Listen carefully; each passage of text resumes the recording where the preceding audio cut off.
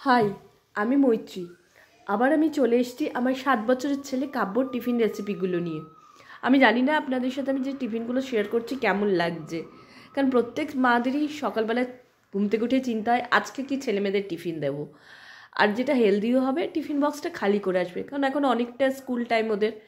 তাই আমি চেষ্টা করি আমার ছেলেকে যেগুলো দিয়ে দিয়ে দিই সেগুলো আপনাদের সাথে শেয়ার করতে, যাতে আপনাদেরও হেল্প হয়। কেমন হচ্ছে একটু প্লিজ জানাবেন, কারণ আমি তো প্রথম শুরু করেছি। যদি ভালো লাগে তাহলে জানালে আমিও একটু আরও ইনফ্লুয়েন্স পাবো, আরও সুবিধে হবে আমার। তাই ফার্স্ট ডে ওকে দিয়েছিলাম রাঙালুর রসপুলি, যেটা আমি বাড়িতে তৈরি করেছিলাম। একটা দিয়েছি সেদ্ধ ডিম, আর দিয়ে দিয়েছিলাম পাউরুটিটাকে আলুর পুর করেছিলাম, সেটা পাউরুটির উপর লাগিয়ে তার উপর পনির গ্রেট করে দিয়েছি, আর দিয়ে দিয়েছিলাম সস।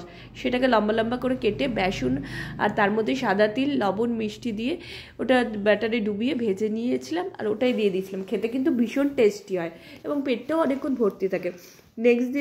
নেক্সট ডেতে দিয়েছিলাম রসগোল্লা, আর দিয়েছিলাম মাখনা, ড্রাই ফ্রুট, গুড় দিয়ে একটা লাড্ডু, আর দিয়ে দিয়েছিলাম আটা ম্যাগি সেদ্ধ একটু বাটার দিয়ে, কারণ সেদিন আমার ছেলে প্রচণ্ড শরীর খারাপ ছিল, গলা ব্যথা ছিল। আর এই দিনগুলোতে তো অসুবিধেই হয়, খেতে পারে না। এবার স্কুল টাইমও অনেকটা, মাদের তো চিন্তা থাকে। তাই আমি এগুলো দিয়েছিলাম, যেটা ওর পুষ্টিগুণও ভরপুর হবে আর পেটটাও ভর্তি থাকবে।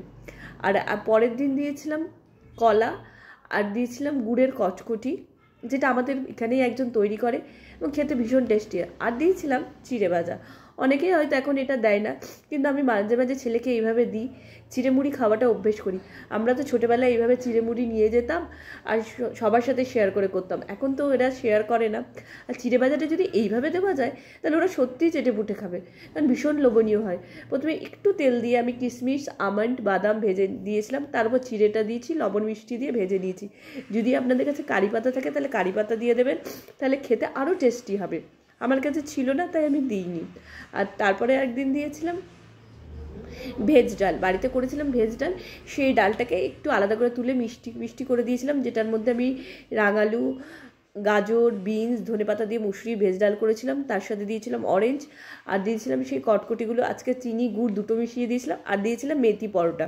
সাধারণত শাক খেতে পছন্দ করে না বাচ্চারা, আর মেথি তো একদমই পছন্দ করে না, যেহেতু ওটা একটু তেতো তেতো হয়। কিন্তু এইভাবে যদি মেথি পরোটা করে দেন তাহলে আমার বাচ্চা তো পছন্দ করে, অনেক বাচ্চাই পছন্দ করে। মেথি শাকটাকে একদম কুচি কুচি করে কেটে নিয়েছিলাম, তার মধ্যে 2 চামচ আটা দিয়েছিলাম, একটু জোয়ান হাতে ক্রাশ করে দিয়েছিলাম যাতে হজমের কোনো প্রবলেম না হয়, আর তার সাথে লবণ আর মিষ্টি দিয়েছিলাম। আমার ছেলে ঝাল খায় না বলে তাই ঝালটা স্কিপ করেছি, আপনারা চাইলে দিতে পারেন। নিয়ে এটা একটু ভালো করে মেখে পরোটার আকারে বেলে ভেজে নিলেই রেডি এই মেথি পরোটা। খেতে কিন্তু ভীষণ টেস্টি হয়, বাচ্চারা বা ছেলে কেউ বুঝতে পারবে না যে এর মধ্যে শাক দেওয়া আছে। ধন্যবাদ। কেমন লাগলো রেসিপিগুলো অবশ্যই জানাবেন।